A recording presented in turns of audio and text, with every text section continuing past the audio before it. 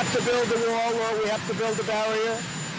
The barrier or the wall can be of steel instead of concrete if that helps people. Well, the focus on the partial government shutdown continues, moving into its third week. From UBC, Eric Merkley joining us to move in. President Donald Trump talking about what could potentially happen this week, hinting at a national emergency.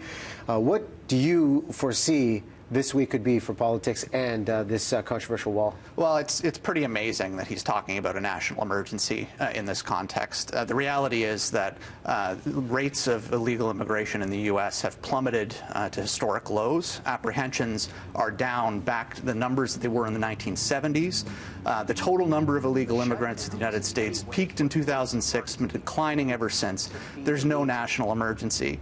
And it just goes to show you that nothing really matters anymore for Republicans, because Trump's able to talk about overruling the authority of Congress and seizing land from Americans. And constitutional conservatives are apparently fine with this. It just goes to show you that politics in the United States is absolutely crazy right now. Well, it is sensational looking at the momentum behind the controversial wall. And I want to show you this tweet that came out, and I believe President Donald Trump issued this late December. And it said, President and Mrs. Obama has a 10-foot wall around their D.C. mansion and compound. I agree. Totally necessary for their safety and security. The U.S. needs the same thing, slightly larger version. And if you look at the bottom, this is the attention to this is much higher than his normal tweets. Is he gaining momentum in America for the push for this wall? Are people now supporting the idea? No, they're not. The reality is that Americans historically support immigration now more than they have in the past. And his approval rating has barely budged. It hasn't really gone up. It hasn't really gone down. People are very much locked into their opinions of Donald Trump. And that, in the long run, is a very big problem for him, because he can't win next time around with 46% of the vote. He needs the suburbs. He needs to bring women back into the fold and people of color. And his rhetoric in the long run is going to be his undoing. What has been the big sacrifice over the last 3 weeks? I mean, what, 800,000 federal employees impacted, but what have we seen for sacrifice for the United States, given this? Yeah, well, it seems like these government shutdowns are now going to be a fairly regular thing. It's important to note that this is only a partial shutdown, so about 25% of the government is shut down. The Republicans in the last Congress were able to pass funding into September for the remaining 75%, so it's a little bit more modest in scope than typical shutdowns.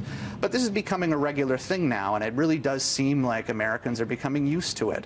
And you can just see with the political press right now that they're focusing more on rhetoric by freshman congressmen and congresswomen when they should be focusing on the shutdown. And it kind of goes to show you that Americans, I don't know if they're paying that much attention to this. Well, one of the big changes has been Nancy Pelosi being voted Speaker of the House. How could that change the dynamic of Congress as we've known it? Well, it's obviously going to change things. The Republicans had subpoena power when they controlled the House of Representatives.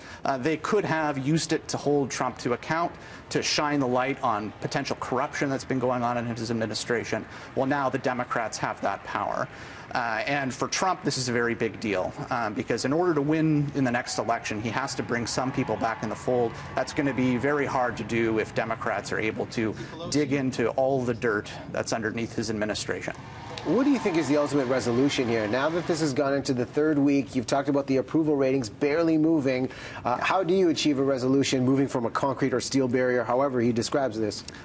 So the seeds were planted of a potential resolution a while back. Republicans and Democrats were talking about renewing DACA in exchange for some improvements in border security. That requires, though, Trump to drop the wall. It doesn't seem like Democrats are going to ever go along with it.